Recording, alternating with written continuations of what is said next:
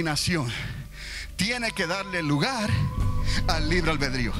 Repita conmigo esto. La predestinación necesita darle lugar al libre albedrío. De esta manera entonces nosotros podemos entender por qué el apóstol Pablo dijo lo que dijo cuando él explica en la carta a los Efesios que estábamos predestinados desde antes de la fundación del mundo. Oh, gloria a Dios, como los elegidos, como aquellos creyentes que heredarían la vida eterna. Y gracias a Dios por esa predestinación. Pero vamos a entender qué fue lo que ocurrió en el huerto del Edén. Pero así entendemos entonces por qué el Señor les hablaba en parábolas. Y esto se los voy a decir porque el diablo no tenía una idea. Cuando lleguemos ahí, el diablo no tenía, la serpiente antigua no tenía la más mínima idea de qué era lo que estaba pasando en el huerto del Edén. Ni siquiera sabía cuál era el árbol. Gloria a Dios. Verónica, búscalo, está en la palabra huerto, en el desktop. Ese inglés mío está marroneado, ¿no? En el desktop dice huerto, H-U-R-T-O. Aleluya. Vayamos al libro de Efesios. Gloria al Señor. Vamos al capítulo 1, verso 3 en adelante. Vamos a leer algunos versículos ahí. ¿Está conmigo? Gloria al Señor. Dice aquí, escribe el apóstol Pablo, y estoy utilizando esta Biblia que dice Biblia textual. Bendito el Dios y Padre de nuestro Señor Jesucristo, el Mesías, el ungido, quien nos bendijo en los cielos con toda bendición espiritual en el Mesías, según nos escogió en él antes de la fundación del mundo.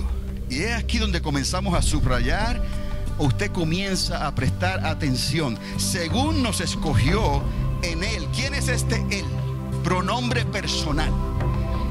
Está hablando de que nos escogió en Cristo. Antes, ahí déjalo ahí toda la predicación. En él, antes de la fundación del mundo, para que fuéramos santos y sin mancha delante de él. Hasta ahí está conmigo, ¿verdad? Ok. Habiéndonos, aquí viene la palabra, predestinado en amor para ser adoptados hijos suyos por medio de Jesús el Mesías, según la complacencia de su voluntad. Quiere decir que Dios tenía un plan, diga plan. Y la voluntad de Dios que él tenía para Adán y Eva tenía que desarrollarse en el huerto del Edén. ¿Qué es lo que hace la serpiente? Intercepta el plan de Dios y de una manera siniestra daña los planes de Dios. ¿Por qué? Porque el ser humano tiene libre albedrío. ¿Cuántos alaban a Dios? Oh, diga, yo tengo libre albedrío. Diga, yo puedo escoger si creer en Dios o no. Pero yo he escogido creer en Dios a través de Jesucristo y del Espíritu Santo. En esta mañana, dale el aplauso y la gloria al Señor. Gracias a Jesucristo, porque nos ha librado de tremenda condenación. Nos ha librado de esa condenación eterna que usted ni yo queremos nosotros participar. Porque ese lugar, ni el infierno, que es temporero y está en el corazón de la tierra, ni el lago de fuego que viene de arriba de los agujeros negros del espacio sideral, eso tampoco fue hecho para nosotros. Nosotros fuimos hechos para conocer la luz. No tenemos nada que ver con las tinieblas. Oh, aleluya, tenemos que ver con la vida y no la muerte. Nosotros, aleluya, fuimos escogidos para que el plan de Dios en el huerto del Edén fuese revelado, aceptado, aleluya, practicado, hecho nuestro, para poder ser la heredad de nuestro Señor Jesucristo por todas las eternidades. ¿Está conmigo en esta mañana? No me pida que repita esas palabras, ¿ok? Gloria a Dios, pero lléveselas en el corazón. Dios te trajo al mundo con un propósito, con el propósito de que le conocieras a Él y pudieras darle tu vida a Él, porque esa es la voluntad de Dios, conforme a lo que Dios hizo a través de Él, Cristo, antes de la fundación del mundo. Seguimos entonces en el verso 6. Para alabanza de la gloria de su gracia, y gracia es favor, inmerecido, algo que usted ni yo nos merecíamos, que nos concedió gratuitamente en el amado, en quien tenemos la redención. Nos volvió a comprar por su sangre, la sangre que se derramó hace 2000 años atrás en aquel madero, en el Gólgota, según su complacencia. Pero vamos otra vez, que no quiero saltarme. Verso 7. En el amado, en quien tenemos la redención por su sangre, el perdón de los pecados. Diga, mis pecados han sido perdonados. No hay pecado, amados, amadas, que tú hayas cometido que Dios no pueda ni quiera perdonar. Si tú quieres, estás aquí buscando de Dios, Dios quiere perdonar todos tus pecados. ¿Cuántos alaban a Dios? Porque esa es la promesa que tenemos nosotros. Y si hubiera alguno débil que ha resbalado, que ha caído, levántate otra vez en el nombre de Jesús. Pídele perdón, como decimos, agárrate de los cuernos del altar y pídele a Dios misericordia, porque la sangre de Cristo habla mejor que la de Abel. Esa sangre sigue hablando hasta el día de hoy, y esa sangre te va a rescatar del hoyo de la eterna condenación. Por Cristo Jesús naciste para vivir y no para morir. ¿Cuántos alaban su nombre? Esa es la verdad, esa es la palabra que tenemos. Pero el pueblo, la gente que está allá afuera, necesita entender el porqué de estas cosas. ¿Por qué? Porque están pensando tal vez que nuestro Dios no es justo. Tal vez piensan que nuestro Dios ya lo tiene todo planeado, que ya no hay nada que el hombre pueda hacer, que todo es consecuencia de lo que está pasando. Esto es aquellos que creen que hay Dios, porque hay una gran mayoría que ni siquiera creen en Dios. Así difícil parezca entender esto, hay personas que abiertamente te dicen: yo no creo en Dios. Si hubiera Dios, ¿por qué me pasan estas cosas? ¿Ha escuchado usted esto alguna vez? Si hubiera Dios, ¿por qué permite esto en el África? ¿Por qué permite esto en el Medio Oriente? ¿Por qué permite esto en tal país, en tal civilización, en tal cultura? Si hay un Dios, pues déjame decirte, y tú le vas a decir lo mismo: si hay un Dios, empezando conmigo, porque Dios tuvo misericordia de mí. Permíteme mostrarte lo que es el amor de Dios. Permíteme mostrarte lo que es la misericordia de Dios. Si puedes creer, Dios tiene un plan, pero necesitas decidir, necesitas responder, necesitas actuar hoy, porque mañana puede ser demasiado tarde. ¿Cuántos alaban a Dios? A Él sea toda la alabanza y toda la gloria. Entonces seguimos en el verso 7. En quien tenemos la redención por su sangre, el perdón de los pecados, conforme a las riquezas de su gloria, que hizo sobreabundar para con nosotros en toda sabiduría e inteligencia. Aquí hay palabras que están delineadas como para una mente demasiado sabia. Cuando pensamos y leemos esto, entendamos que en aquel entonces les estaba hablando a una cultura helenística, a una cultura griega, y esas son las palabras que Dios puso en la boca, en el corazón de Pablo, para poder expresar estos misterios. Amén.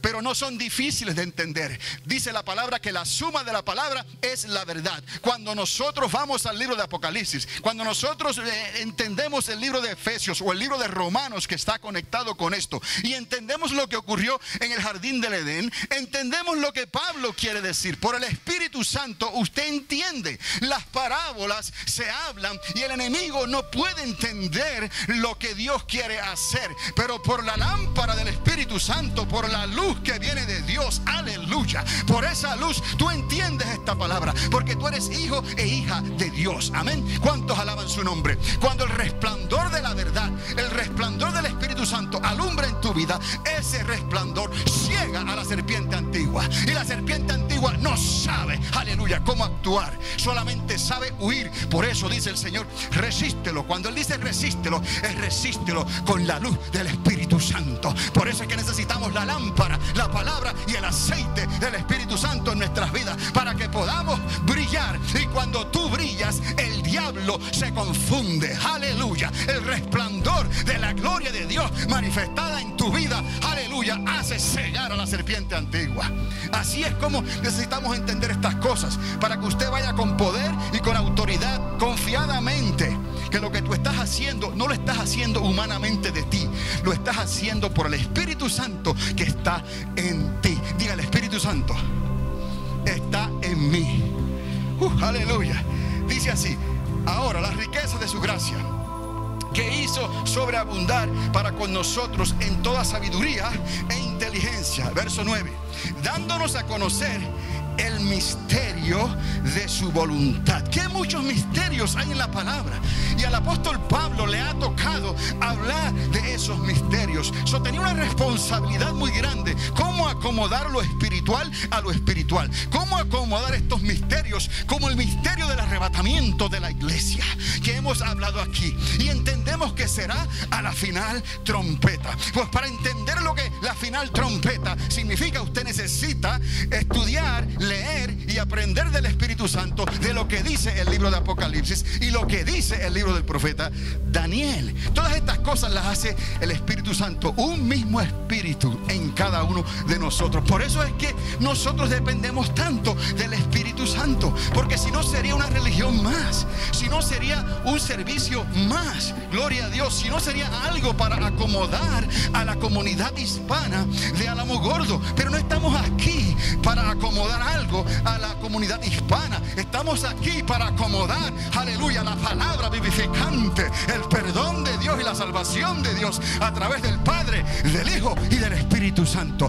con un Cristo que no ha cambiado, con un Dios que es el mismo ayer y hoy y por los siglos de los siglos. Ese es nuestro Dios, aleluya. A ese Dios servimos. Y cuando Dios le dijo a Josué: teme a Dios y sírvele tú y tu casa, Josué sabía lo que estaba diciendo cuando él repitió esas palabras y dijo: yo y mi casa serviremos al Señor. ¿Cuántos alaban al Señor en esta mañana? Mire, no tenemos nada, todo se lo debemos a Cristo Jesús.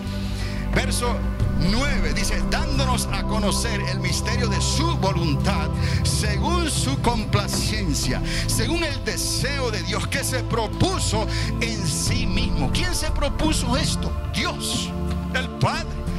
Aleluya. Su primer plan fue interceptado por la serpiente en el huerto del Edén. Aleluya. Pero Dios no se queda ahí. Aleluya, porque Dios tiene un plan y Dios tiene algo siempre por donde Él puede bendecir a sus hijos. Él no tiene que destruirnos. Casi nos destruyó completamente, pero halló gracia en la vida de Noé. Casi nos destruyó.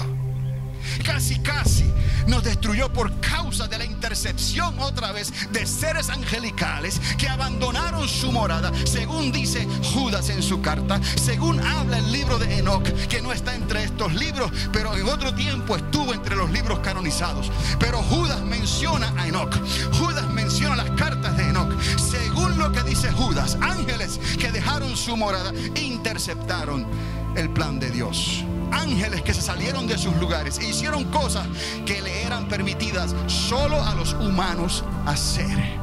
La reproducción de la raza humana se le encomendó a Adán y a Eva. Hello. Amén. No se le encomendó a ningún otro ser, por más lindo que fuera, por más gigante que fuera. La reproducción de la raza humana: multiplicaos, sojuzgad la tierra. Se le dio esa orden solamente a Adán y Eva. Ángeles caídos no tenían que meter la cuchara en esto. Y ellos, una vez saben lo suficiente para entender cómo duplicar ciertas cosas, para entender cómo se reproduce la raza humana, ellos interceptaron el plan de Dios. Lea Génesis 6 y lea la carta de Judas y usted se dará cuenta. Bueno, si tiene acceso, lea también las cartas de Enoc. Gloria a Dios. Dice: pastor, eso no está en la Biblia, pero por lo que dijo Judas nada más, que hay una carta a Enoc. Lee esa carta porque la carta existe, pero no la estamos incluyendo entre los 66 libros de la Biblia. ¿Me entiende? Para claridad de lo que estamos diciendo. Una creación que intercepta otra creación, con el plan de destruir, denigrar el propósito principal de Dios, por lo cual Dios creó al hombre y del hombre sacó a la mujer, Eva. Ese es el plan perfecto de Dios. Entonces entendamos cómo esto es que en realidad se va desarrollando o se desarrolló ya en los últimos 6000 años de la historia de la raza humana, comenzando desde Adán y Eva. Y ahí muchos te van a discutir hoy en día, por cuanto se aumentó el conocimiento, por cuanto se aumentó la maldad. Muchos entendidos se embotaron sus razonamientos y muchos corazones se enfriaron por causa de lo que está pasando.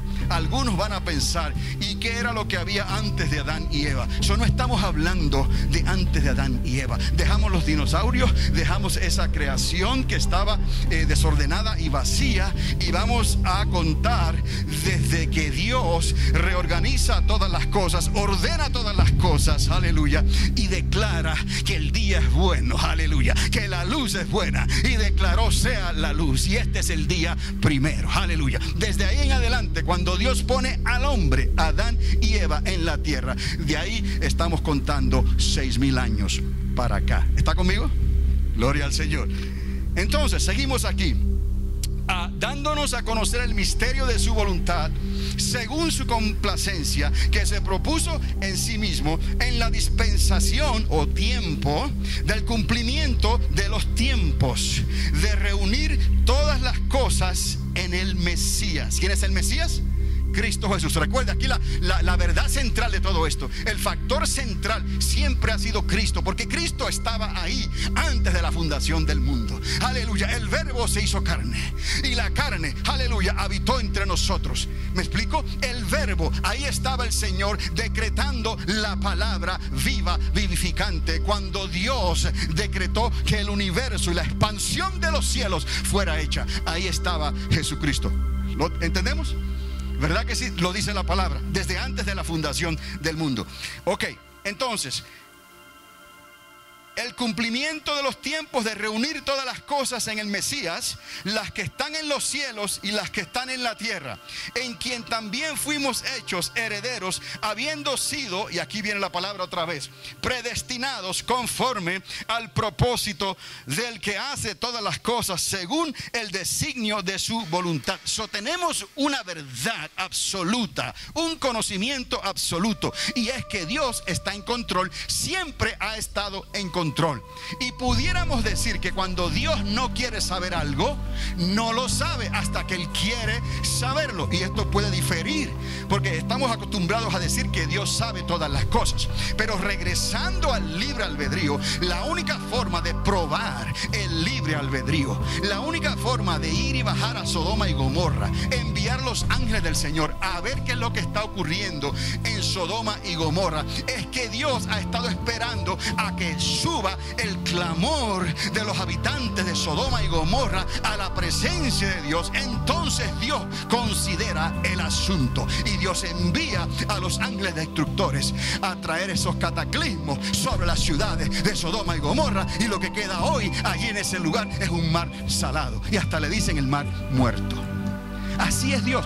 Dios tiene el derecho, por decirlo así, la opción, la libertad. Si Dios no quiere saber algo sobre ti, en ese momento no lo sabe. Pero asegúrate que cuando lo quieras saber, lo vas a saber. Entonces prepárate para que agrades siempre a Dios. Y así no estamos matando el libre albedrío. ¿Cuántos alaban a Dios? Vamos entendiendo ya cómo este asunto de la predestinación en realidad trabaja. Porque es muy fácil resumirlo en que como Dios es Dios y Él está en control y conoce todas las cosas, pues Dios sabía ya de antemano, y Él designó ya todas las cosas, quienes iban a ser salvos y quienes se iban a perder.